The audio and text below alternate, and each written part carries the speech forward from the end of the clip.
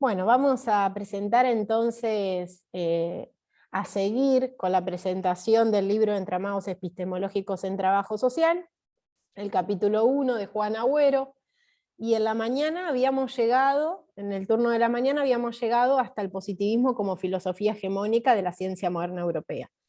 En las diapositivas anteriores estuvimos viendo cómo un determinado conocimiento científico se instaura como hegemónico, propuesto por la ciencia moderna europea, en el contexto capitalista, como acá van a ver, un poquito más atrás, tenemos en la segunda mitad del siglo XVIII, el periodo revolucionario de la ciencia, y ya en la primera mitad del siglo XVIII vemos cómo se desarrolla ya la ciencia y se instituye como hegemónica, y que se lo llama el periodo revolucionario, una forma hegemónica de producir conocimiento científico que, como lo vimos, está basado en la observación, en el método experimental, de la física, la astronomía. Los métodos son la formulación de axiomas, leyes, modelos de la matemática, y luego de eso ya nos vamos a meter en la invención de la economía en la segunda mitad del siglo XVIII, y vemos cómo se importa el método que utilizaban las ciencias naturales, se exporta a las ciencias sociales, en este caso la economía. Entonces la economía se va a encuadrar en el modelo hegemónico de la ciencia moderna europea, esta forma particular de hacer ciencia. Si lo puedo poner ahí está. Esta forma particular de hacer ciencia y de producción de conocimiento científico hegemónica en las ciencias sociales, en las ciencias naturales, también se va a constituir como hegemónica y se va a exportar a las ciencias sociales.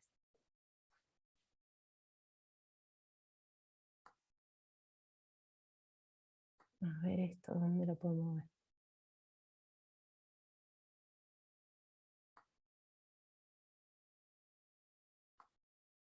Bueno, vemos como el positivismo como filosofía hegemónica en la ciencia moderna europea.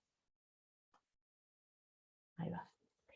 Primera mitad del siglo XIX, Augusto Comte va a proponer una nueva forma de resolver el problema de la verdad y de la objetividad. Y la propuesta va a consistir en probar empíricamente las afirmaciones, los enunciados, las leyes. Ahí es donde nace la filosofía positiva, que se va a ocupar de los fenómenos sociales y designa una manera uniforme de razonar. Es el estudio de las generalidades de las distintas ciencias sometidas a un método único. Acá en la clase anterior hablábamos esto de cómo todo se lo ve como general, de generalizar todo y de que no se escuchan, se tienen en cuenta las subjetividades. Axioma indiscutible: no hay conocimiento más real que aquel que se basa en los hechos observados. Para la filosofía positiva, todos los fenómenos están sujetos a leyes naturales invariables. Comte considera la separación entre las distintas ramas del saber y su desarrollo independiente, sosteniendo la división intelectual del trabajo. Tiene también Comte esta pretensión de formar una nueva civilización que va a superar 7.000 años de creencias religiosas, como también 2.000 años de reflexiones metafísicas del pensamiento filosófico, y pretende dirigirse en el gran paradigma de la modernidad europea, no solo en la ciencia moderna, sino también en la civilización europea, que, como ya dijimos, en lugar de la deidad, y de donde antes estaba Dios para la civilización, ahora va a estar esa ciencia moderna, hegemónica, de la civilización europea. En este contexto se inicia entonces la construcción histórica de las ciencias sociales. Primero con la construcción de la economía, y luego con la física social, que después va a ser llamada sociología.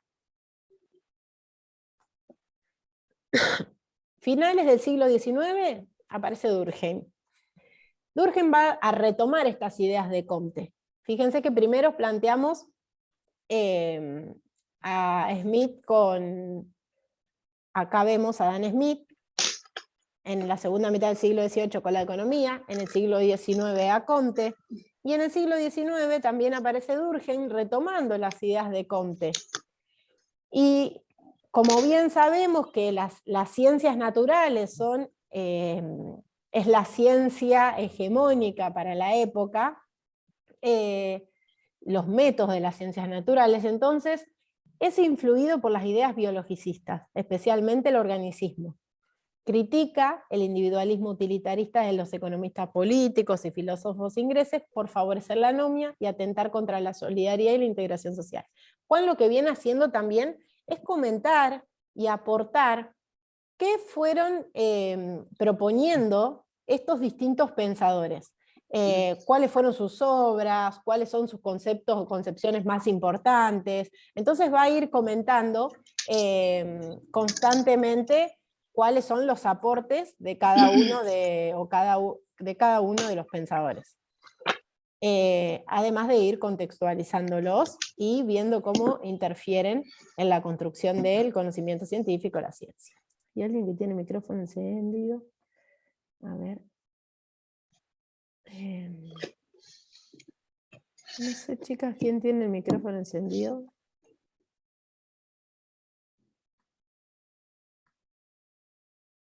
Ahí va.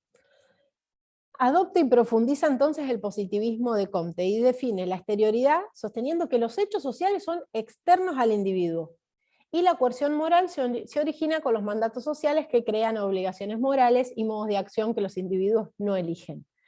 Ahí ya hablamos de mandatos sociales. Fíjense, en el siglo XIX, estamos en este siglo, y todavía seguimos reproduciendo mandatos, obligaciones morales, que son de siglos anteriores, y que aún no tenemos un posicionamiento crítico ante ellos, que aún los seguimos naturalizando y nos siguen obligando de alguna manera a elegir un margen de acción, dado esos mandatos sociales heredados. Para Durkheim, los hechos sociales son cosas. Esto lo va a ubicar en una concepción epistemológica que ubica la sociología, la ciencia social en el campo de las ciencias naturales, y más específicamente en el modelo hegemónico de la ciencia moderna. O sea que seguimos construyendo un mismo modelo hegemónico de las ciencias, tanto para las ciencias sociales como para las ciencias naturales, como lo hizo Adam Smith con la economía y Comte con la física social. O sea que tanto Adam Smith como Comte como Durkheim van a seguir construyendo y reproduciendo esta ciencia hegemónica moderna. Hasta que nos acercamos al materialismo histórico. Siglo XIX, pueden interrumpirme cuando desean, pueden aportar lo que desean. Siglo XIX, Karl Marx, contrariamente a lo sostenido por el positivismo y el modelo hegemónico de la ciencia moderna, para Marx ya los fenómenos económicos son al mismo tiempo fenómenos sociales. Y la existencia de un determinado tipo de economía supone también un determinado tipo de sociedad. Tanto la sociedad como la economía y la política no son fenómenos naturales. Venimos arrastrando esto de las generalidades, de que todo es externo al individuo, de que todo es natural. Son producto, en realidad, de condiciones históricas de producción. Igualmente, la ciencia y la producción de conocimiento tampoco son independientes del modo de producción y el conjunto de relaciones sociales que emergen del mismo. Hablábamos de que la ciencia moderna se crea y se instituye como hegemónica en este modelo capitalista. O sea que una es afín a la otra, una le sirve a la otra. Porque lo que hace es concentrar la riqueza, concentrar el progreso tecnológico en algunos países, en algunas regiones, que en realidad era un progreso, un desarrollo para todos, que eso era el discurso explícito, en realidad no lo fue así. Rechaza la idea de individuo sostenida por el positivismo, de un simple elemento constitutivo, dice el positivismo, del conjunto de relaciones sociales que forman la sociedad. En cambio, para Marx, dice que los seres humanos se diferencian de los animales por su capacidad de producir los medios que posibilitan la reproducción de su existencia. Los seres humanos son sujetos moldeados por la sociedad. Y va a expresar que todo sujeto expresa la cultura acumulada por las generaciones precedentes, y como señala Giddens, en su interacción en el mundo natural y social en que vive, contribuye a la ulterior modificación del mundo tal como será experimentado por otros. Entonces, para Marx, los sujetos sociales construyen su mundo. y lo protagonizan, pero en condiciones históricas que ellos no eligen, dice Marx.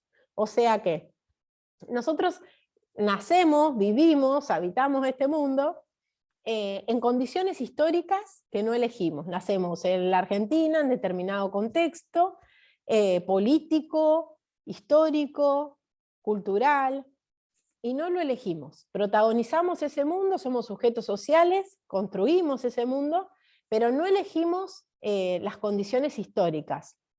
Que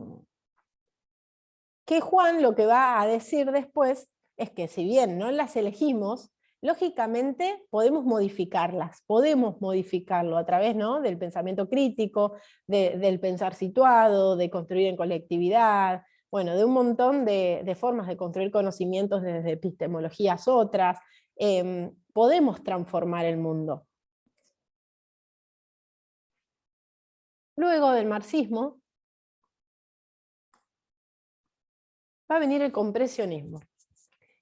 El compresionismo es de Max Weber, muchos la han leído en sociología, como han leído también a Comte, como han leído a Durkheim, como han leído a Marx. Weber, el compresionismo de Weber es otra forma de pensamiento y de concepción de la ciencia. Todas estas van siendo concepciones, puntos de vista, lentes desde los cuales mirar la ciencia, y cada uno va a ir aportando formas de ver diversas. La economía y la sociedad. Se ubica en una posición epistemológica contraria al positivismo y al modelo hegemónico de la ciencia moderna. Es contemporáneo de Durkheim. Se limita solamente a comprender los procesos sociales, las instituciones sin ninguna búsqueda de transformación social. O sea, ya después de Marx vemos que nacemos en un contexto histórico, que somos producto de procesos sociales, y igual así, Weber toma este comprensionismo de los procesos sociales sin una búsqueda de transformarlos. Lo hace desde un punto más normativo moral y estudia los procesos con un individualismo metodológico, se centra en los procesos subjetivos y en la intencionalidad de los sujetos sociales y en la acción social.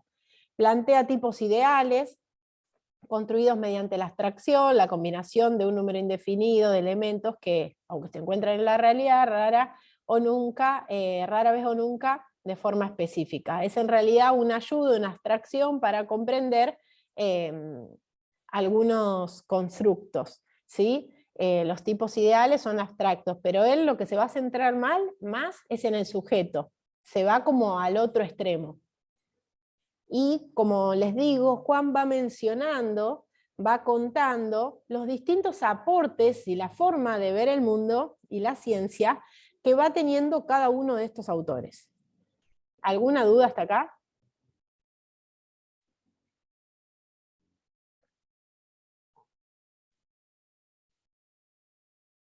¿Están por ahí? No, ninguna duda por ahora. Bien, bueno, espero que podamos ver todas las corrientes. Bueno, la hermenéutica. Primera mitad del siglo XIX. Como teoría y práctica de la comprensión y de la interpretación, surge en el mismo momento histórico que el positivismo. O sea que surge en el mismo momento que el positivismo, pero va a plantear una forma de concebir la ciencia y el conocimiento científico muy distinta. Y muy distinta al modelo positivista también significa muy distinta al modelo hegemónico de la ciencia. Acá tenemos a Gadamer, que va a hablar sobre la obra de Schleiermacher,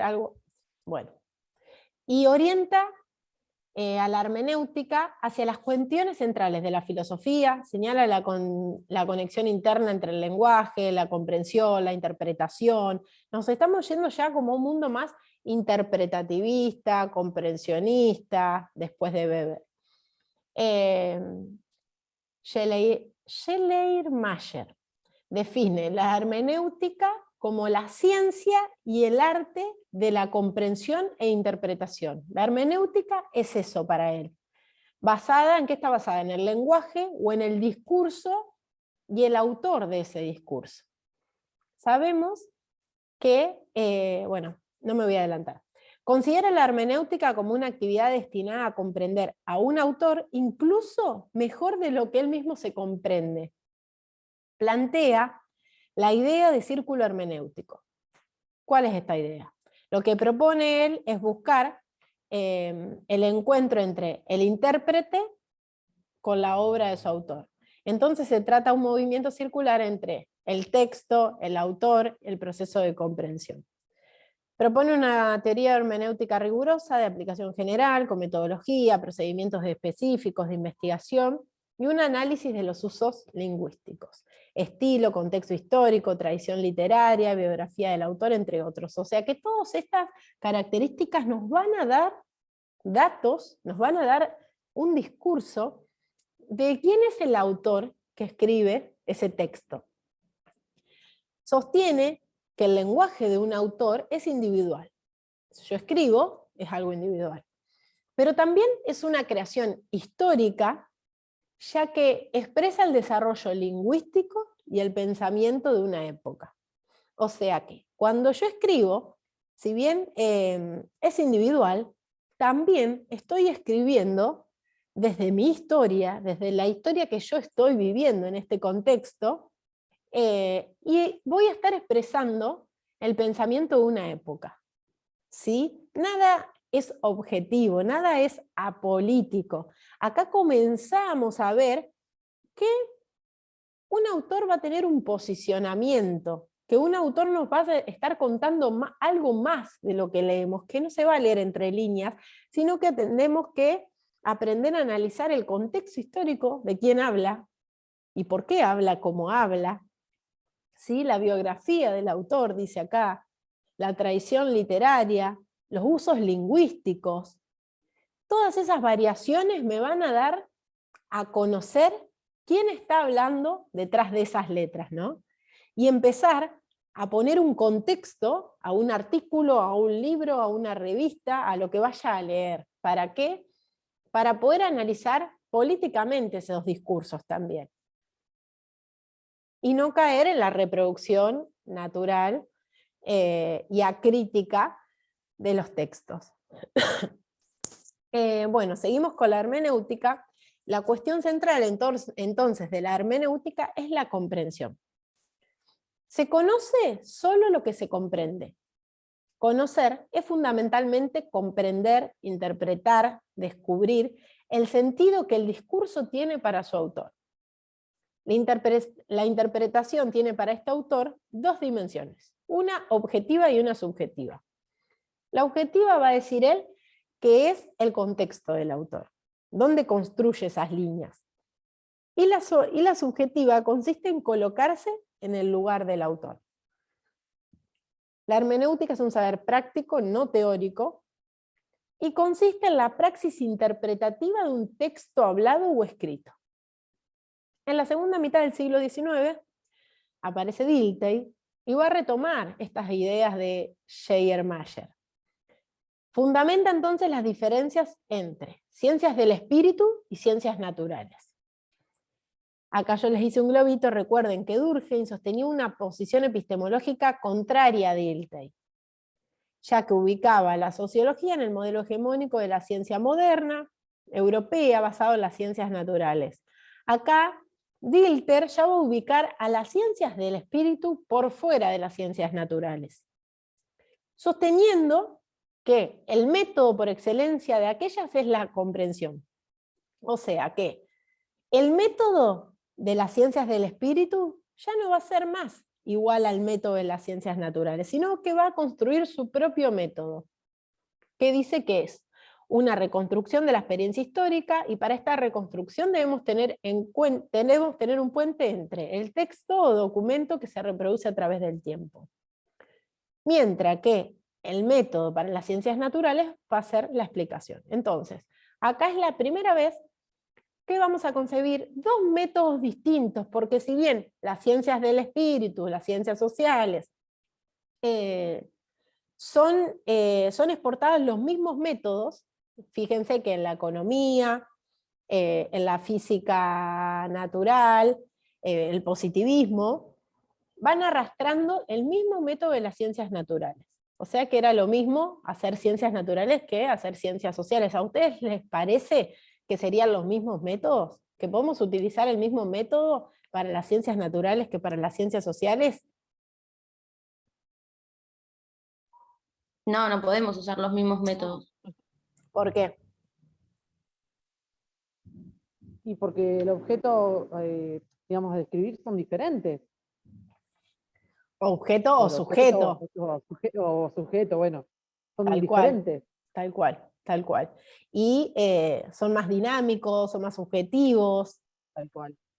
Hay un fundamento histórico del conocimiento que nos permite entonces diferenciar a las ciencias naturales de las ciencias del espíritu. Los fenómenos humanos son históricos y requieren interpretación con métodos propios. La hermenéutica, va a decir Dilthey, es el método por excelencia y la base epistemológica de las ciencias del espíritu. Toda vez que el individuo se constituye como un ser histórico y las manifestaciones de la vida expresadas en la escritura son el objeto de comprensión e interpretación que pueden ser leídas y entendidas en un determinado contexto histórico. Yo trato de ir resumiendo, ir retomando lo más, con más énfasis lo que van planteando las distintas corrientes, los distintos autores, las distintas concepciones en realidad de ver la ciencia y de ver la sociedad también. Pero bueno, siempre pueden retomar al libro. Lo bueno que acá van a tener un pantallazo de qué plantea cada una. Y está bastante claro también, Sol. O sea, Ay, bueno, por lo menos gracias. para mí que estoy un poco bastante desconectada, me Bien. acerca, Está- me resulta bastante accesible. Está bueno saber las distintas formas de ver la ciencia y cómo se va construyendo hasta llegar a las ciencias sociales y cómo una Sí. ciencia es hegemónica, para después saber dónde posicionarnos, tanto para Tal lo cual. metodológico como para lo teórico, qué autores tomar. También Tal a cual. la hora de hacer el ensayo pueden fundamentar en estas corrientes también. Si ven un artículo, toman un artículo que es sumamente hegemónico, bueno, van a poder fundamentar desde un modelo de hacer la ciencia. Si ven un artículo totalmente crítico, o descolonial o feministas, van a encontrar otras epistemologías. Entonces está bueno para que se puedan aprender, conocer, estar más familiarizadas con estas formas de ver la ciencia, para después saber en dónde posicionarse y tener distintas formas de elegir. O sea, poder elegir desde lo que conozco, porque a veces si no, elegimos con lo que nos dan. Bien. Entonces, por la hermenéutica se descubren los significados a partir de la interpretación que tienen las palabras y que tienen los textos. Recuperamos el sentido. Y con la metodología y los procedimientos hermenéuticos podemos comprender e interpretar desde su interioridad los procesos históricos constitutivos de la vida social. Entonces Dilthey va a decir, las ciencias del espíritu surgen cuando el hombre toma conciencia de los textos y documentos producidos por él, que son portadores de sentido. El hombre empieza a entender que un texto tiene sentido, porque antes no se criticaba la ciencia hegemónica o la construcción de conocimiento. Ahora empezamos a entender que no es lo mismo que hable Pepito que hable Juancito, en distintas épocas o en distintas regiones, o con distintos pensamientos políticos, posicionamientos políticos, aún habitando el mismo espacio. Entonces, presta atención al comprender y observa que no tiene limitaciones y que se abre la posibilidad para que el hombre pueda apropiarse de lo que considere. Comprender el mundo histórico es adentrarse en los sentidos más profundos producidos por un individuo en relación con otros. Llegamos a la primera mitad del siglo XX y vamos a tener a Heidegger, que realiza un aporte fundamental a la hermenéutica, al pensarla como un modo de situar al ser humano en el mundo. Existir es comprender. Entonces, ustedes ya pueden ir haciéndose cuadros, resúmenes, ya ponemos hermenéutica, Dilthey, Heidegger. Dilthey diferencia los métodos de las ciencias naturales distintos a los de la ciencia de los espíritus. Después viene Heidegger, que plantea Heidegger, y se van haciendo palabras claves, aunque sea para ubicarse. No es para que se los aprendan de memoria, pero si una vez necesitan posicionamiento, pueden recurrir ahí, pueden ya tener síntesis de lo que habla el capítulo del texto, que si después quieren saber más, pueden adentrarse al texto. Con esta concepción cambia la mirada de la hermenéutica, y va a provocar un giro sustancial al pasar de interpretación a comprensión existencial. O sea, que va a tener acá un giro. Dilthey hablaba de interpretación, Heidegger va a hablar de comprensión existencial. Acá la hermenéutica va a dejar de ser simplemente un modo de conocer como planteaba Dilthey. ¿Para qué? Para transformarse en un modo de existir, de ser y de estar en el mundo de manera directa y sin mediación. Y en la segunda mitad del siglo XX van a aparecer otros aportes también a la hermenéutica. Fíjense cuántos pensadores van construyendo en torno a lo que ya se había planteado y van profundizando en torno a la hermenéutica. Ya llevamos a Dilthey, ya llevamos a Heidegger, y ahora aparecen Gadamer y Ricoeur, no sé cómo se pronuncia. Hacen fundamentales aportes a la hermenéutica. Se considera entonces a Gadamer el padre, ¿sí?, de la hermenéutica filosófica contemporánea. Es influenciado por Heidegger, que era su maestro, o sea, vieron cómo hay una línea que se sigue. Pone de relieve el carácter móvil de la existencia humana y por tanto de las formas de comprensión, que son siempre provisionales, al igual que el conocimiento científico. Miren lo que vemos acá. Algo provisional. Hablábamos hoy, a ver, si nos vamos un poquito más atrás, de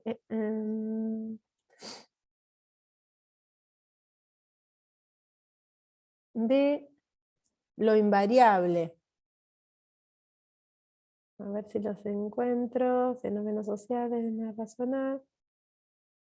Bueno, hace unas diapositivas atrás veníamos hablando de la invariabilidad, de la generalidad. Me parece que está 2 atrás de los que estás vos. ¿2 atrás de esta? No, Sí, lo pasaste recién. Voy a escribir, controlar.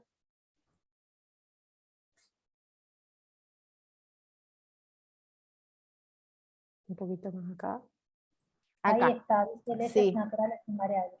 Invariables. Fíjense, estamos todavía en la ciencia hegemónica acá. Acuérdense que veníamos de Adam Smith, Comte, se construye el positivismo, se implementa el mismo método de las ciencias naturales a las ciencias sociales, seguimos hablando de leyes naturales invariables, de hechos observados, y de reproducir apolíticamente esto, ¿no? De no interpretar, de no reflexionar.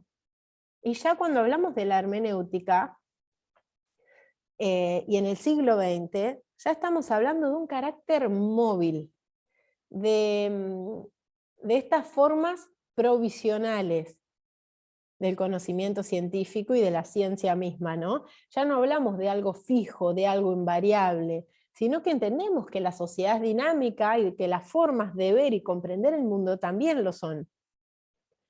Critica la pretensión de absolutismo de la ciencia, así que ya se empieza a ver que hay un absolutismo en la ciencia, sosteniendo que nada es definitivo ni para siempre.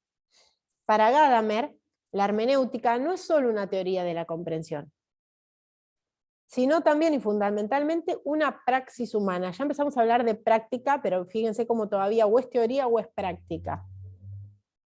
Es un quehacer y un oficio que pone en juego un cierto ethos. El que interpreta un texto siempre lo hace proyectando algo, y tan pronto como aparece en el texto un determinado sentido, el intérprete proyecta como un sentido del todo. El sentido aparece porque el intérprete lee el texto con determinadas expectativas que se relacionan con sus propios prejuicios o preconcepciones. Quien lee también un texto, quien lee a un investigador o una investigadora, también va a tomar cosas de un texto que quizás la otra persona no toma. se va a centrar en determinadas cosas que quizás también el otro, la otra, no va a hacer. Entonces, cuando leemos, también, y cuando escribimos y leemos a otros, y tomamos y fundamentamos, etcétera, etcétera, también lo vamos a estar haciendo desde un posicionamiento. Estaría bueno que ese posicionamiento sea crítico. Y a veces, para revisar nuestros posicionamientos, nos vienen geniales las supervisiones o el pensarnos en grupo, el sentipensarnos en grupo. Eso hace también que a veces se nos escapa, ¿no? Esa vigilancia epistemológica de que por ahí reproducimos un montón de discursos que todavía no hemos criticado o que se nos escapan. Entonces está bueno la supervisión entre compañeros, entre compañeras, para poder estar atentos y que ese pensamiento crítico esté siempre alerta. Para poder interpretar cada uno de los textos desde un pensamiento crítico y no seguir reproduciendo y naturalizando determinados contenidos. Luego va a venir Ricoeur, que propone una hermenéutica a distancia. Lo que él plantea es una interpretación que surja de un distanciamiento entre el autor y el lector, influenciado también por Heidegger, y sostiene que hay un yo y un estar ahí, que la hermenéutica tiene que develar en un texto. Hay un estar ahí, ¿no? Un estar en el mundo, estar en la vida, que uno tiene que interpretar, develar, a medida que va leyendo el texto.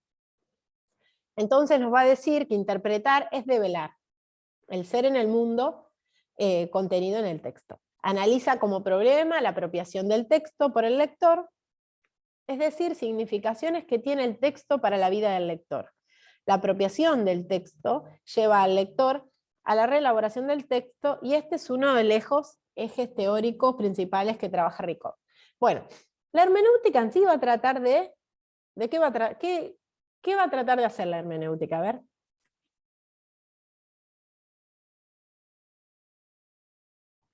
¿Cuáles van a ser sus herramientas? A grandes rasgos, algo general,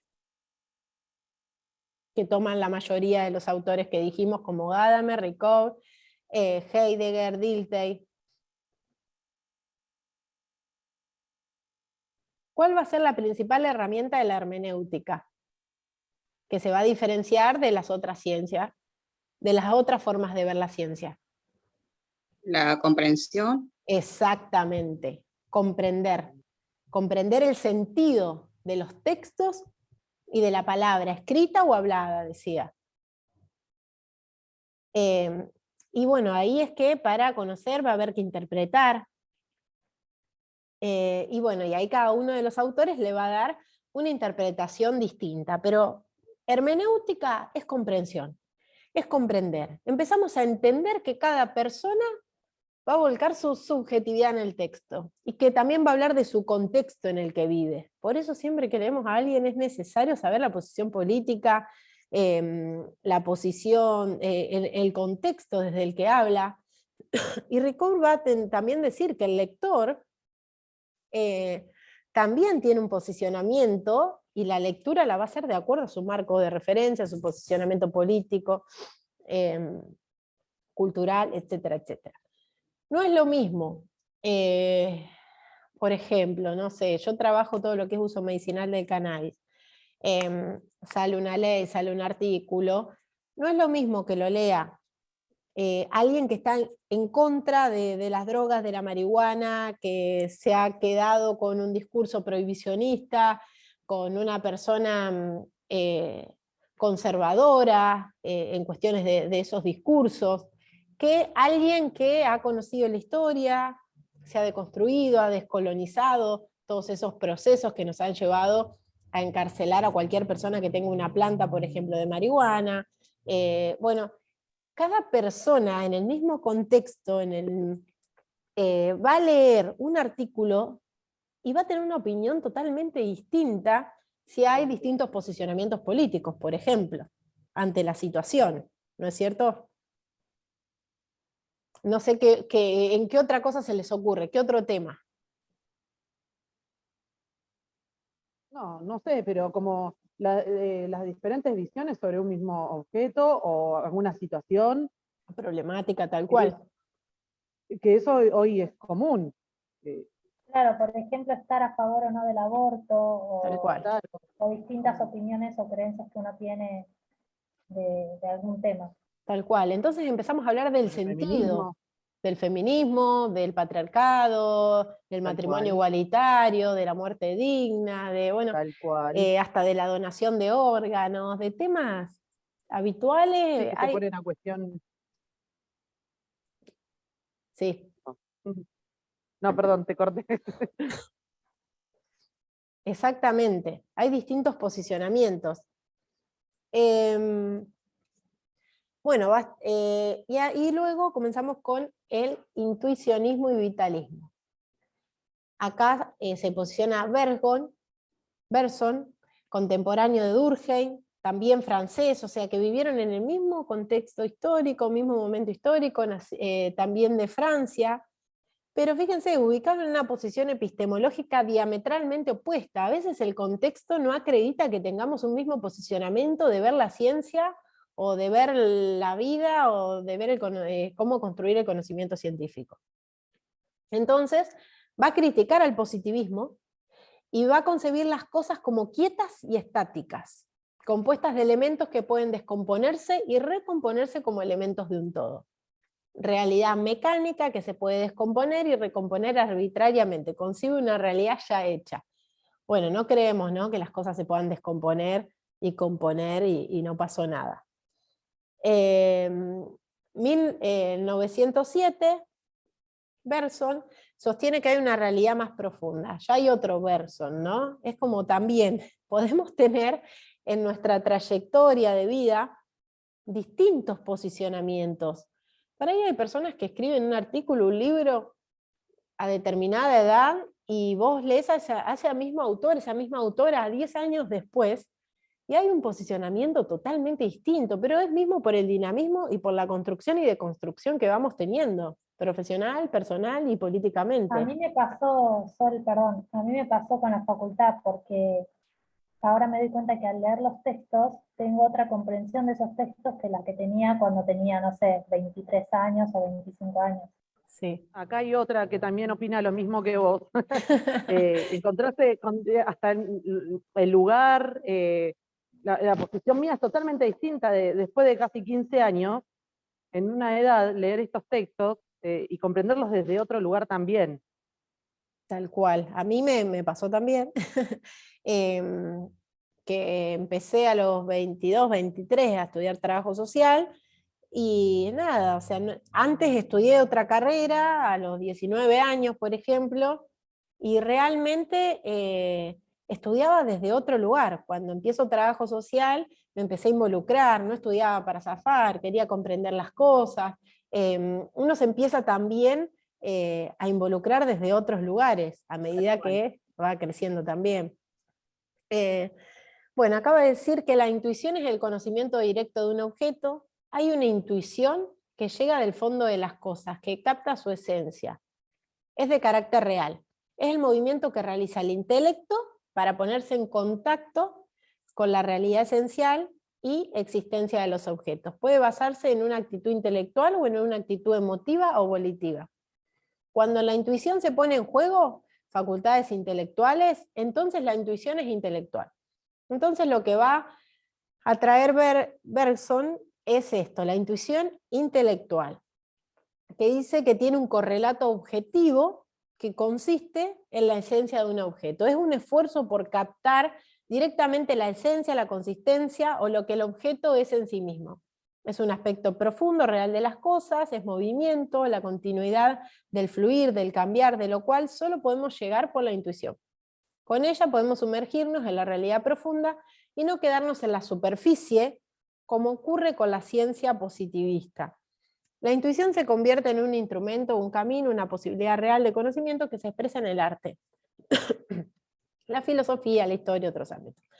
Nosotros hablábamos del positivismo, ¿no?, de la objetividad, del distanciamiento.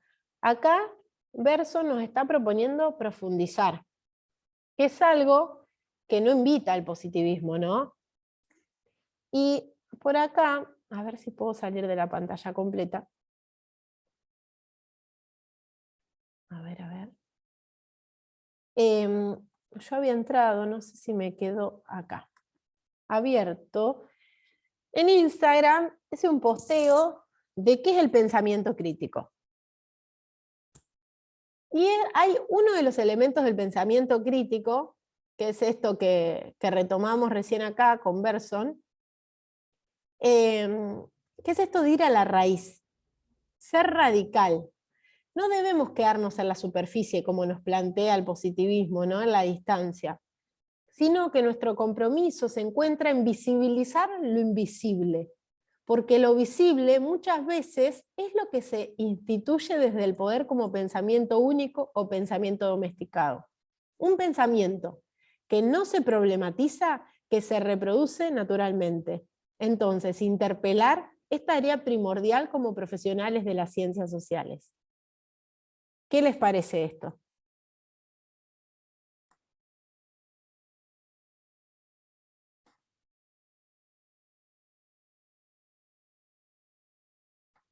¿Están por ahí? Sí, sí, sí. Bien. Y un poco, o sea, lo que venimos diciendo, por ahí lo que vemos, creo que lo mencionaste hace un ratito, lo que vemos es lo que está. Ahora, si no empezamos a indagar o meternos, no vamos a conocer. Tal cual, a interpretar, a descubrir, a interpelar, a Pero visibilizar. es como como lo que quedarse está dado. conservado y no cuestionarse ante ciertas cosas. Tal cual, exactamente. Bueno, y luego llega la fenomenología con Husserl. Va a advertir que el objetivismo naturalista de la ciencia moderna no puede maniobrar directamente los contenidos sensibles del mundo corporal, intuidos por la experiencia. Bueno, acá vieron la intuición de nuevo, como lo hace con las formas abstractas, y un golpe de nuevo al positivismo. La pérdida de sentido de la ciencia moderna se debe a la sustitución del mundo real, afectivo, dado, experimentado y experimentable, el mundo de la vida cotidiana, por un mundo de ideales y de formas abstractas. O sea, que un mundo, ¿no?, habitable, experimentable, el mundo de la vida cotidiana, un mundo real, afectivo, el positivismo lo entiende como un mundo de formas abstractas. Y es como que ya no puede sostenerse. Entonces, el ser humano común que vive en el mundo empírico real, donde vive el investigador científico, se hace preguntas prácticas y teóricas que conciernen a este mundo en su horizonte de lo desconocido, abierto, infinito. De esta inducción cotidiana surge luego la inducción científica, pero esta no cambia el sentido del mundo predado como horizontes de todas las inducciones dotadas de sentido. Vivimos en este mundo cotidiano como una realidad corporal vivida y no como idealidades o formas abstractas. Es como, estamos en este mundo, lo estamos viviendo, lo estamos experimentando. No hay formas abstractas de vivir el mundo. Más allá de la física o la matemática, lo represente con otras formas abstractas, ideales inventadas por la misma ciencia. La vida se basa en la inducción, que, en su modo más primitivo, induce a la certeza de ser de toda simple experiencia. Las cosas que vemos son siempre más de lo que nosotros efectivamente vemos en ellas. Por eso el mundo de la vida se presenta ante nosotros como una infinidad abierta de experiencias posibles todavía no dadas. Hay que profundizarlas, ¿no? Sin embargo, el positivismo... Sí, adelante. Estaría bueno si pueden leer las chicas El mundo de la vida, que es un texto de Juan Agüero que a mí me encantó. Creo que es de Silvana Martínez también. Sí. Y habla justamente de esto, del mundo de la vida cotidiana. Sí. Es, aparte que los trabajadores sociales trabajamos ahí, en la vida cotidiana. Por ejemplo... ¿Cómo es el libro? Perdón. Yo tengo el capítulo, se las puedo pasar al grupo. Ah, bueno, dale. Y quizás también puedo proponer a Silvana que se trabaje en las próximas clases, que seguramente se va a trabajar. Algo tan simple, ¿no?, y tan complejo a la vez, porque en la vida cotidiana hay tanta diversidad en cada una de las familias, ¿no? En cada sujeto, en cada sujeta, hay una diversidad, una complejidad, y todo lo vemos como natural, y nada, en donde empezamos a... hay una metáfora que habla como que de lejos todo se ve normal, ¿no? O todo se ve, pero cuando te acercás, empezás a visibilizar un montón de cuestiones que en lo dado, en lo natural, en lo que vemos diariamente, no vemos. Y el trabajo social hace eso, es como arrojar luces a esas cosas invisibilizadas, a esas sombras, ¿no? Y en la vida cotidiana se ve toda la complejidad del mundo en una sola persona o en una sola familia, ¿no? Como el entramado social vendría a ser. Exacto, por ejemplo, yo que estudio, trabajo, intervengo, acompaño, habito los espacios de la vida cotidiana de mujeres que están arrojadas a la ilegalidad por cultivar marihuana para paliar las distintas dolencias de sus hijos, de sus hijas, vos ves cómo hay un discurso de la construcción de la problemática de la droga y la persecución y la penalización, y hay una ley que penaliza y persigue todavía a las personas que poseen esa planta en su casa, que constantemente las está arrojando a la ilegalidad, a los prejuicios, ¿no? Porque cuando llevan a los hijos, a las hijas al colegio o para el barrio, son las drogonas, las narcotraficantes, etcétera, etcétera, un discurso que se viene construyendo como desde la construcción de la hegemonía de la ciencia y de Estados Unidos también después como potencia, y se construye una relación problemática, ¿no? de toda Latinoamérica para con la planta, que en realidad no existía, y también como el remedio para eso, que vendría a ser estas leyes que persiguen y penalizan. Entonces vos ves cómo una persona es castigada o posee una vida que no es digna, no puede elegir su forma de curación, ¿sí? No puede autogestionar sus procesos de curación, también está sesgada toda la sociedad por ese prejuicio que también, de alguna manera u otra, vulneran la autonomía de esas personas. El acompañamiento no médico, bueno, hay un montón de cosas, de discursos, el patriarcado, ¿no? Porque las hace cargo de sus hijes constantemente a las mujeres. Entonces, vos ves cómo todos estos sistemas de opresión históricos, añejos, siguen hoy en día en los discursos de la sociedad y siguen coartando los márgenes de acción y la autonomía de una madre, en la vida cotidiana de esa madre. Después podemos plantear distintos mecanismos de resistencia y de reexistencia ante las agrupaciones, ante pensarnos por fuera de esa lógica dominante, contenernos, tejer lazos solidarios, colectivos, bueno, etcétera, como hablábamos la vez pasada del mate. Pero bueno, ahí podemos ver cómo en la vida cotidiana se juegan tantas complejidades, tantos sistemas de opresión y distintos márgenes de acción que pueda contener una persona, porque no es lo mismo una madre, por ejemplo, en este caso, de clase baja, sola, inmigrante, por ejemplo, que otra madre que esté acompañada por distintos familiares, que tenga una obra social, que sea de la misma ciudad, que tenga otros recursos. ¿Me explico? ¿Cómo puede ser tan diversa la vida cotidiana de cada sujeto?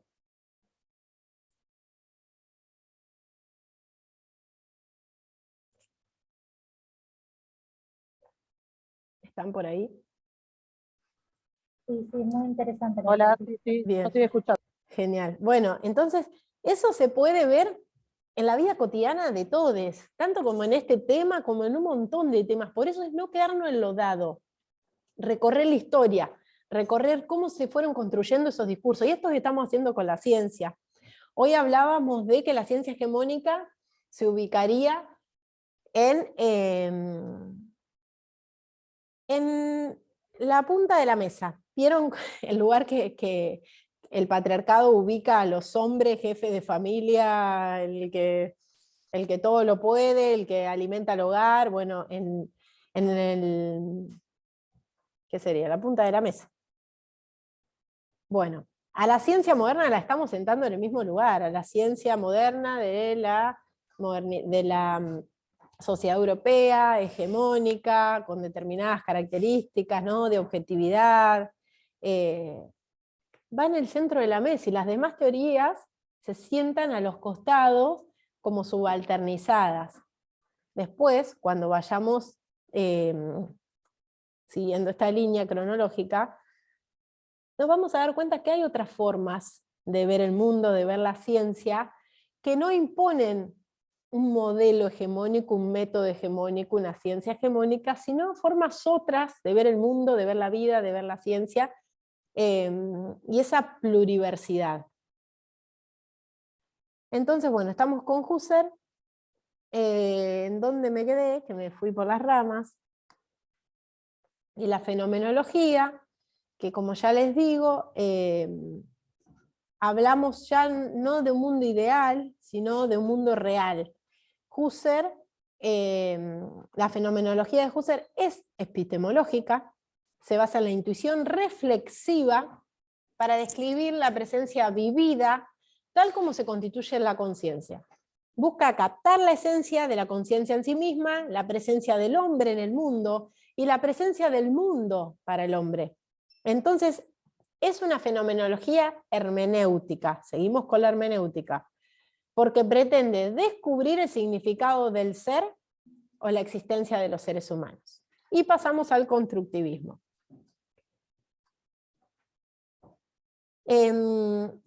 Si quieren, bueno, hablamos ahora del constructivismo y nos tomamos 5 minutitos para hacer un mate y seguimos, que los otros son más rápidos, ¿les parece?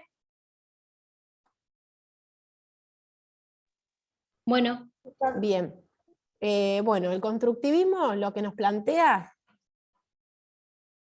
acá estamos, posicionamiento epistemológico muy distinto al positivismo, mismo periodo histórico, que también lo hace la fenomenología. Ahí está. Y está Gastón Bachelard. Uno de sus aportes más sustantivos es la transdisciplinariedad de la ciencia, la primera vez que hablamos de esto, y su complejidad. La ciencia es la estética de la inteligencia, y cuando se presenta la cultura científica, su espíritu no es nunca joven, sino que incluso es muy viejo, pues tiene la edad de los prejuicios. Para Bachelard, todo científico está condicionado por su historia personal y por su rol que desempeña en la sociedad.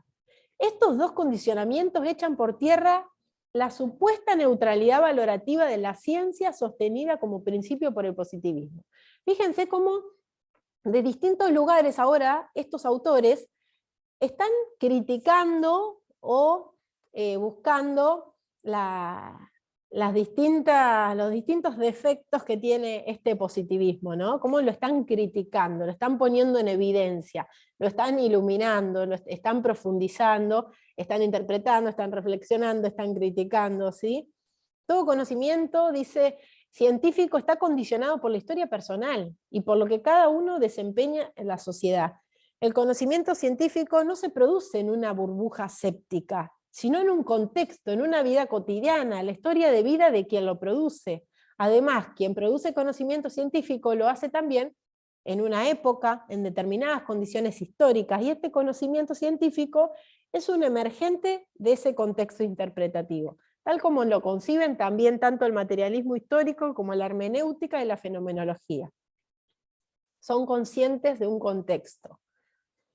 Para Bachelard, lo subjetivo está siempre presente en toda investigación, y aparece en esta idea del sujeto, el autor de la obra, que el positivismo excluye, niega, omite, y con el sujeto se hacen presentes las emociones, los sentimientos, las vivencias, los valores, las creencias, las ideologías. Entonces lo que hace Bachelard es cuestionar la objetividad de la ciencia moderna. En el análisis del desarrollo histórico del pensamiento científico, él va a distinguir 3 momentos: el estadio precientífico, el estadio científico y la era del nuevo espíritu. Kuhn, 3 décadas después, va a retomar este criterio, y los aportes que va a hacer es la idea de ruptura epistemológica, el proceso discontinuo de la ciencia, la vigilancia epistemológica y obstáculos epistemológicos. Analiza 10 obstáculos que impiden, obstaculizan en cualquier época el desarrollo del conocimiento. más allá del contexto europeo, si se adentran al texto, las van a poder leer, y hace otros aportes epistemológicos, que son sus tesis, que dice, los instrumentos científicos son teorías materializadas, porque toda teoría es una práctica. Con esta tesis se busca superar el problema de separación entre la teoría y la práctica. También la noción de praxis del materialismo histórico es una contribución en este sentido. Todo estudio epistemológico debe ser histórico, porque es un devenir en el tiempo. Y esta tesis confirma la historicidad como principio y concepción epistemológica contraria al positivismo. Habla también de esta discontinuidad, también ubica a la física en lugar de, dice, ninguna filosofía es capaz de describir las teorías físicas modernas, la mecánica cuántica y la mecánica relativista, y ubica aquí a la física en un lugar de superioridad con respecto a la filosofía. Una posición que es criticada duramente por la fenomenología trascendental de Husserl. Y acá ya nos vamos al neopositivismo y ya casi estamos pronto a terminar. Así que si quieren tomamos 5 minutitos y terminamos ya este PowerPoint para ya el viernes que viene tomar otros textos. ¿Les parece? Dale, buenísimo. Son y cuarto, y 20 retomamos. Ok, gracias, Sol. Listo, genial. Ahí está, seguimos con la segunda parte. Vamos a compartir pantalla.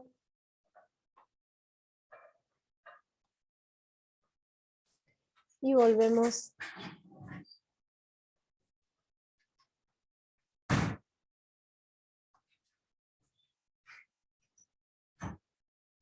al neopositivismo.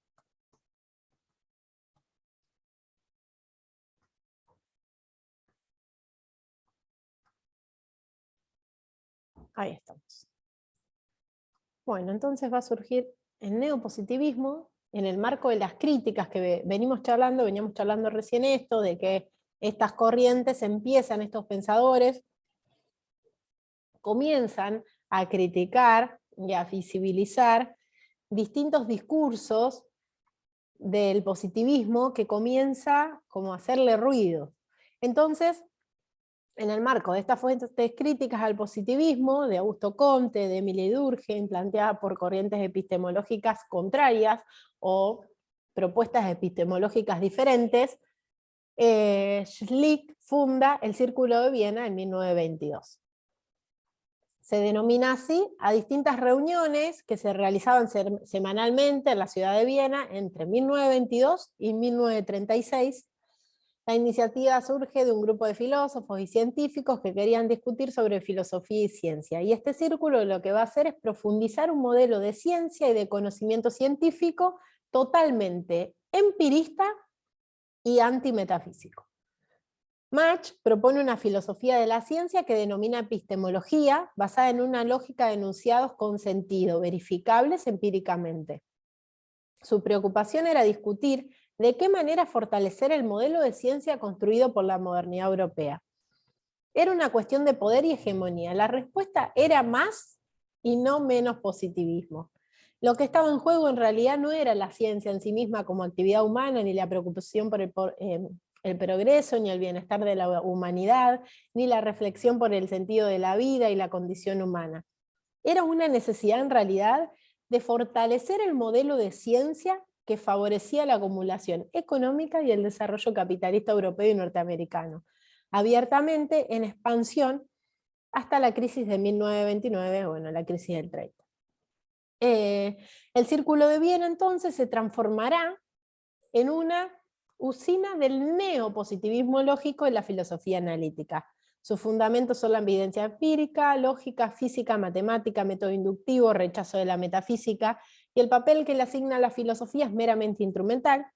Entonces, se va a basar en estos tres principios: cientificismo, que es la búsqueda de una ciencia unificada, y la demarcación entre qué es ciencia y qué no es ciencia; empirismo, como el único conocimiento válido que es comprobable empíricamente; y el naturalismo, la única realidad aceptable es la comprobable empíricamente por los sentidos. El paradigma epistemológico del Círculo de Viena influye en la Escuela de Chicago y en la Austria de Economía, donde se forman ideólogos del neoliberalismo. O sea que en realidad era una contracara, ¿sí?, del positivismo, que viene a arraigarlo aún más.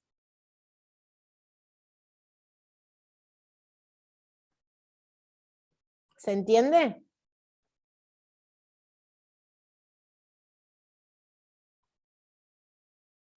Sí, Que, sí. que al principio se pensaba que venían a criticar al positivismo, pero en realidad venían a instaurarlo, a volver a instaurar una única ciencia, a separar lo que sí es ciencia de lo que no es ciencia, el eurocentrismo, etcétera, etcétera.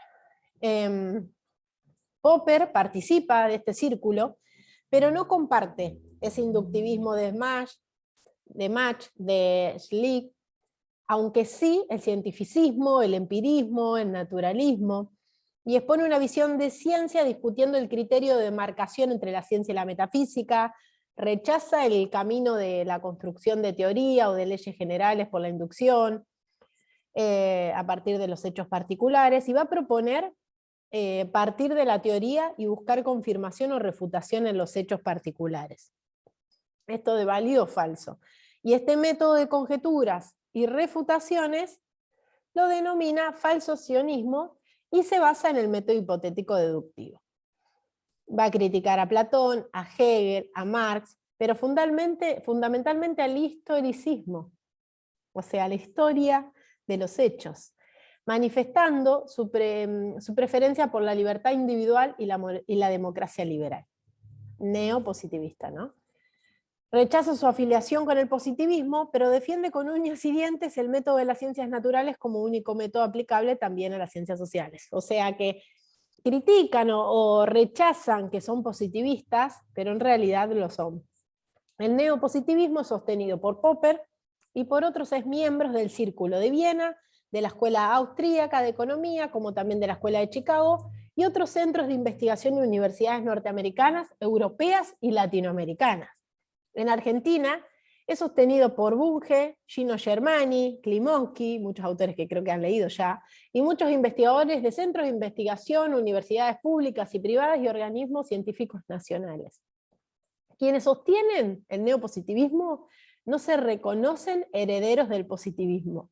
Sin embargo, aceptan que la razón humana se reduce a la racionalidad científica, que es necesaria la unificación y la formalización del lenguaje de la ciencia, que la ciencia debe tener una posición de neutralidad valorativa, que la epistemología debe centrarse en la estructura lógica, que el método, no estamos hablando de diversos métodos, el método de la ciencia es el hipotético deductivo, y que las ciencias sociales deben adoptar el método de las ciencias naturales si quieren ser reconocidas como ciencias. Bueno, del neopositivismo se pueden quedar con este último párrafo que resume lo que plantea, y que no se reconocen a sí mismos positivistas, y nosotros los leemos en la facultad, están en Argentina, o sea que son...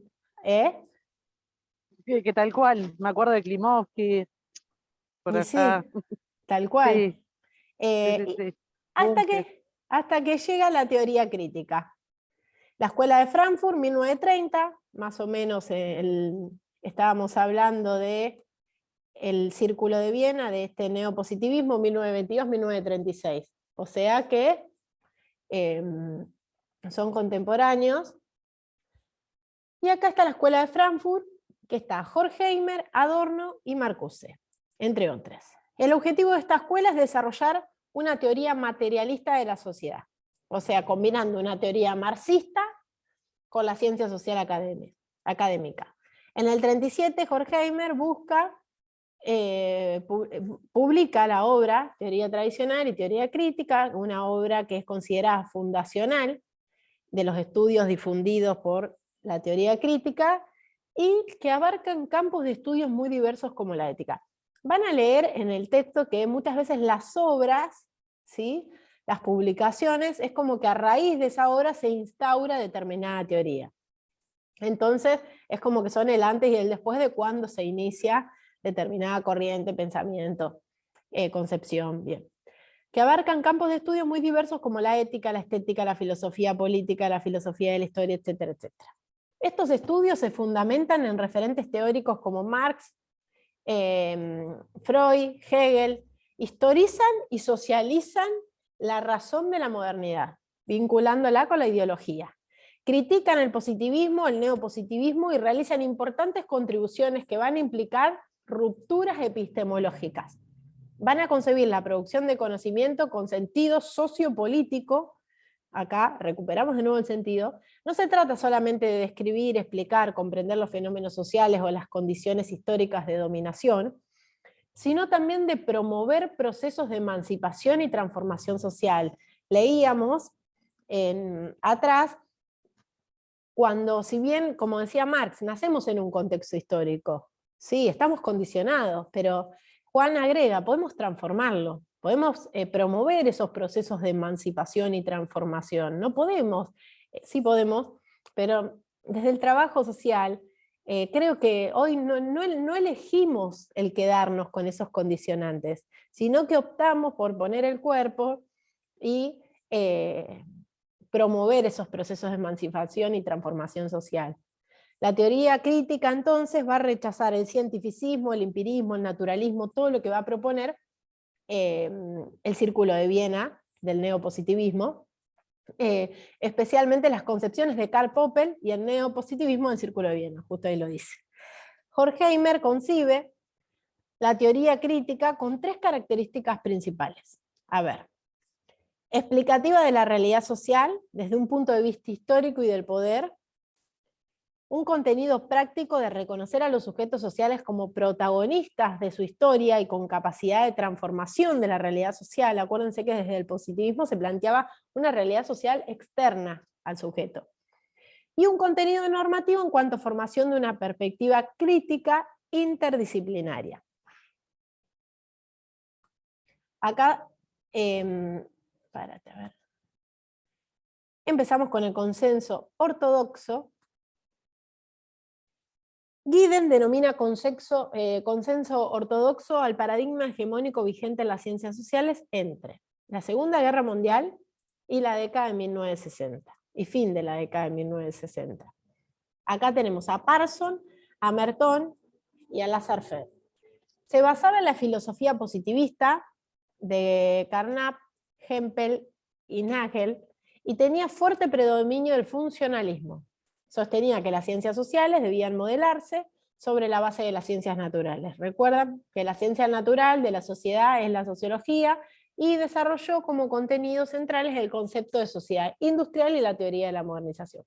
Parsons se obsesiona con la idea de formular leyes generales que sirvan para predecir, para controlar los comportamientos de los individuos y de la sociedad, y entonces se va a basar no solo en el positivismo de Comte, sino también en Emilio Durkheim. Acuérdense que retoma a Augusto Comte, Emilio Durkheim, y también en el estructuralismo de Lévi-Strauss, de Lacan, y fundamentalmente la teoría general de sistemas.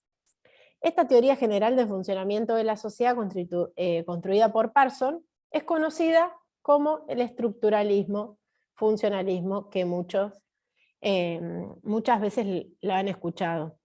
Es la perfecta asimilación, dice, de la sociedad a un organismo vivo, pero también a una máquina. Parsons prescribe, diseña, programa el funcionamiento normal que tiene que tener cualquier sociedad en cualquier momento de la historia y cualquier lugar como una máquina, ¿sí? Esta teoría mecanicista, y como un organismo vivo.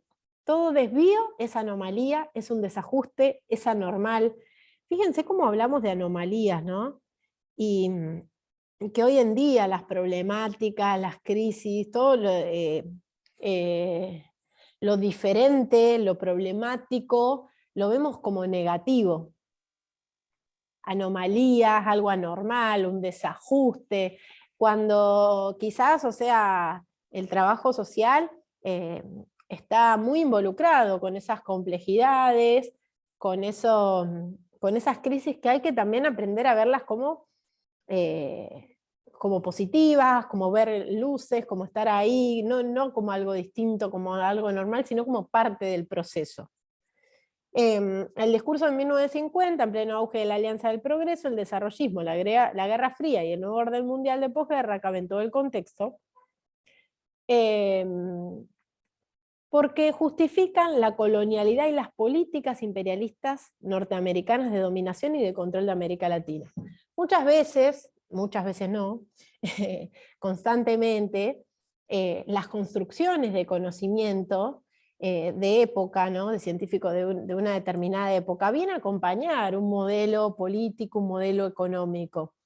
Entonces, cuando se instaura el capitalismo, nacen un montón de teorías y de construcción de conocimiento científico que van a venir a avalar ese capitalismo, ¿sí? Que van a ser teorías hegemónicas, discursos hegemónicos, y así en cada uno de los órdenes que se han instaurado en la época. Entonces se va a difundir como doctrina oficial en los medios de comunicación, en los centros de investigación, esto es estructural funcionalismo, y en las universidades norteamericanas, europeas, estos discursos empiezan a impregnar todo. Por eso a veces nos es difícil salirnos de esa naturalización de discursos, y en la facultad, en la universidad terminamos repitiendo un montón de estos textos que nunca los vimos con una mirada crítica. Esto de separación entre la teoría y la práctica, por ejemplo. La doctrina oficial se transforma en dogma que no se puede discutir.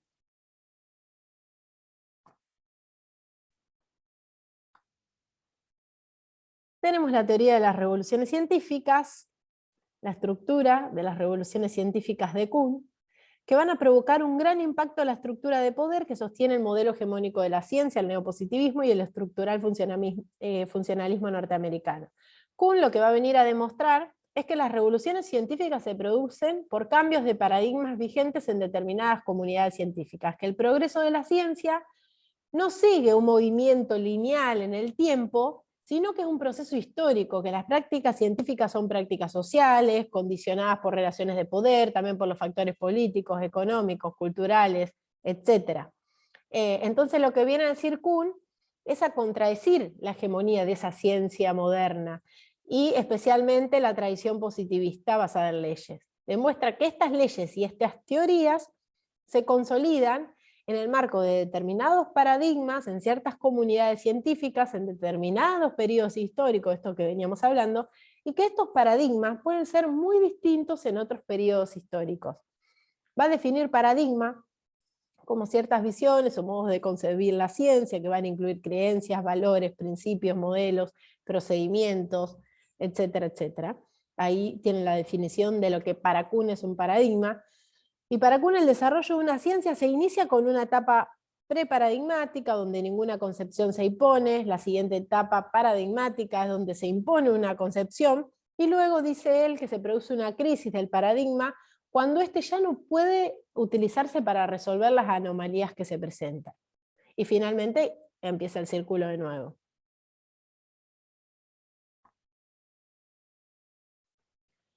Primero teníamos el consenso ortodoxo, después vienen las revoluciones científicas y después viene el disenso ortodoxo, que va a estar constituido por Habermas, Bourdieu y Giddens.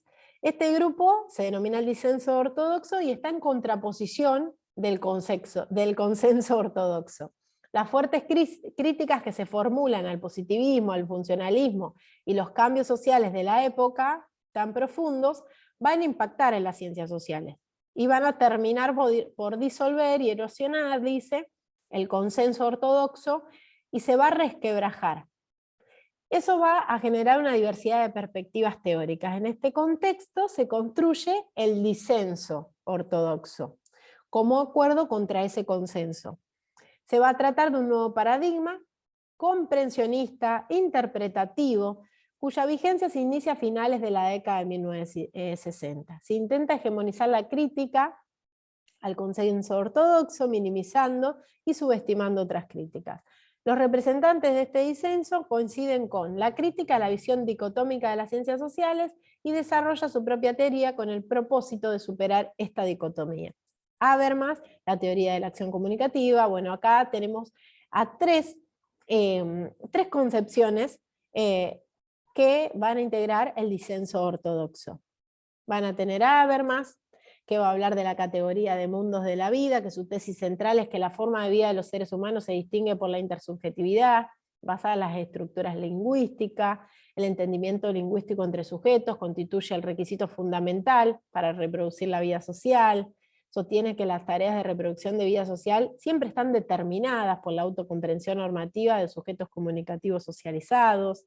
Y acá va a hablar también de la idea de sociedad concebida en dos planos, en la teoría comunicacional y en la teoría general de sistemas.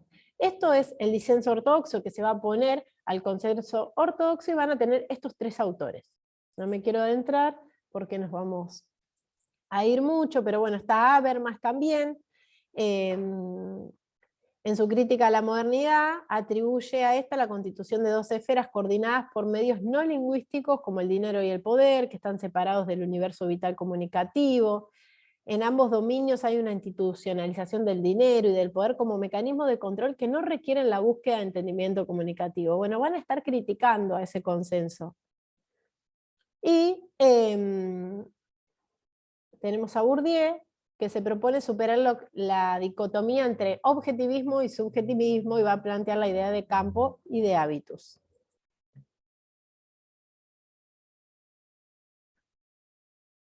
El disenso ortodoxo, Anthony Giddens también, y Giddens no habla de disputa de poder ni de dominación social, aborda el poder solamente de microespacios, donde los agentes siempre pueden optar por otros cursos de acción. En esto se parece a Habermas, para quien todo parece reducirse a problemas de comunicación del lenguaje y de consensos entre los seres humanos. Esto es lo que plantea Habermas. No incluye la categoría de trabajo ni las luchas sociales derivadas del problema de trabajo, tampoco lo hace Bourdieu, quien a pesar de hablar de las disputas de poder y de dominación social, en su teoría de campos y de hábitos, como les mencioné, no está pensada ni construida tampoco para la emancipación social, humana y mucho menos popular. Luego viene el neoliberalismo, que es un sistema de pensamiento construido a mediados del siglo XX y que está basado en las ideas de Mises, de Hayek y de Friedman. Milton Friedman, creo que lo conocen. Estas ideas comienzan a difundirse luego de la finalización de la Segunda Guerra Mundial, cuando Estados Unidos y sus aliados construyen el nuevo orden de posguerra. Consiste en una continuidad del liberalismo clásico iniciado por John Locke, y las fuentes de inspiración del neoliberalismo son el Círculo de Viena, la Escuela Austríaca de Economía, la Escuela de Economía de Chicago. Estos tres autores comparten una concepción de ciencia basada en el positivismo, el empirismo lógico, la comprobación empírica de hipótesis, el método hipotético deductivo, el individualismo metodológico. El principal epistemólogo es Karl Popper, como ya vimos, crítico del historicismo, del holismo metodológico, defensor del capitalismo, el estilo de vida americano y el liderazgo de Estados Unidos. Bueno, después del Círculo de Viena tenemos el neoliberalismo. Y por último, las epistemologías del sur. Existen otras epistemologías que se van a ir construyendo desde el sur. ¿Y qué entendemos por el sur? Una metáfora del sufrimiento causado por la opresión, la dominación del patriarcado, del capitalismo, de la colonialidad, la racialidad, el imperialismo europeo norteamericano. Pero el sur también está en el norte y el norte está en el sur, entendido no solamente como espacio histórico geográfico, sino fundamentalmente como un posicionamiento geocorpo, político e ideológico. Estas epistemologías se reconocen con distintos nombres, seguramente ya se las ha mencionado en clase. Epistemologías otras, epistemologías del sur, epistemologías insurgentes, epistemologías fronterizas, se vienen construyendo de distintos movimientos políticos e intelectuales, identificados como teorías de la dependencia, la de la liberación, teología de la liberación, estudios postcoloniales, descoloniales, feminismos, indigenismo, entre otros. Y desde estas epistemologías se ha construido un bagaje de conceptos y categorías muy originales, como la idea de hombre americano, América profunda, pensamiento situado, los condenados de la tierra, la emancipación, el sentipensar, ¿no? Como otra forma de poder avalar el conocimiento no solamente desde la razón iluminada, y desde ese distanciamiento y neutralidad valorativa, sino aprender a involucrarnos y sentirnos y pensarnos en esa investigación, o en esa lectura, o en esa escritura. El universal situado, el giro de colonial, bueno, la colonialidad del poder, etcétera, etcétera. Pero bueno, acá vamos viendo cómo se posiciona la ciencia hegemónica, cómo se construye, en qué contexto, para quiénes es una herramienta de hegemonía, ¿no? De construcción, de discursos, de prácticas, de saberes, y cómo después se va criticando, y después también van resurgiendo otras corrientes, otras concepciones, otros pensamientos, que la vuelven a instaurar, y parece que vuelve a renacer constantemente, es como que se va modificando, y vuelve a resurgir. No sé qué les parece. Que estamos hoy, cómo vivimos hoy la ciencia, a cómo se la pensaba en aquel momento cuando empieza a construirse y a estar como hegemónica.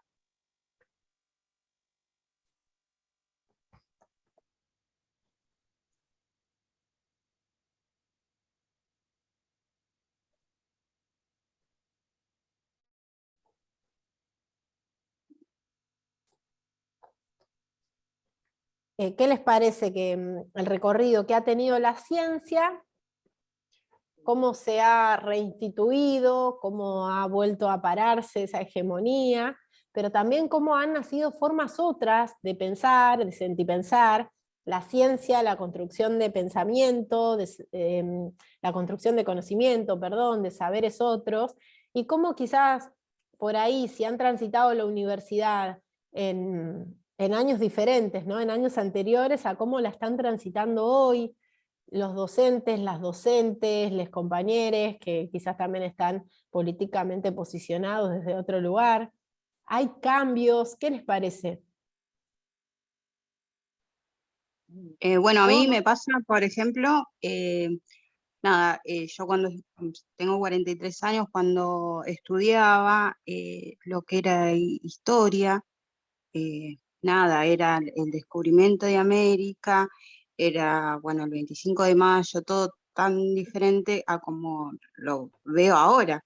Digo, me han embaucado porque, claro, uno no sabe y repite, y después me veo como desentrañando todo eso y explicándoselo a mi hijo, diciendo, no, esto es de esta manera, lo vi, o sea, me doy cuenta ahora, en su momento obviamente que no, y no me cuestionaba todo eso, y ahora lo veo y digo, bueno, sí, había otras cosas, no es solo aprenderte la fecha y todo eso como en su momento, como cuando yo era chica o Claro. adolescente. Un discurso contrahegemónico, situado, que reconoce sus raíces, que ha deconstruido la historia, que eso te ayuda a posicionarte desde otro lugar para ver la historia argentina, y los contenidos que se dan en la escuela de tu hijo o en la universidad. Eso es una resistencia, ¿no? Y después, como llevar ese discurso, hacer correr ese discurso y generar en la vida cotidiana de los sujetos discursos otros, formas otras de ver la vida, que creo que deberían cambiar los planes de estudio también del colegio, Bueno, las asignaturas. a mí me pasa que cuando yo ingresé en la Facultad de Trabajo Social, ingresé en el 2002, imagínate, llevaba la carrera bien y había otros estilos de profesores. Era como una educación más verticalista, por así decirlo. Y ahora, cuando me volví a reincorporar en el 2015, hubo un cambio. Se nota un cambio en la forma de pensar, en la forma de dar las materias, de concebir las cuestiones, ¿no? Eso es lo que me pasa a mí ahora con respecto a A la mí también facultad. me pasa esto, perdón, compa. A mí me pasa esto de como pensar cómo los profesores nos escuchan ahora, ¿no? Las Tal voces, cual, porque antes era como sentarte y escucharlos vos a ellos, y ahora tal es como cual. que es una construcción entre todos que se hace, Crítica, diría. totalmente diferente. Y una escucha activa, ¿no? Que nos hace a los trabajadores sociales, a las trabajadoras sociales, porque en cualquier lugar, Claro. ya con una escucha activa, con realmente importarnos lo que le pasa al otro, lo que le pasa a la otra, ya ahí generás un vínculo, una empatía, un sí, te entiendo, te escucho, estoy, en cualquier Es como poner en institución.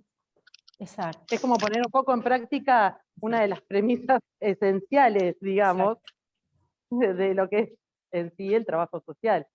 La importancia de tener trabajadores sociales como docentes también, ¿no? Por supuesto. Sí. Que se pueda transmitir lo que a uno le sucede, lo que a uno le pasa, y como vos decís, una de las premisas fundamentales del trabajo social, que si mismo no hay una escucha activa, un interés en la misma cátedra, o sea, ya te está demostrando el ejercicio de ese profesional.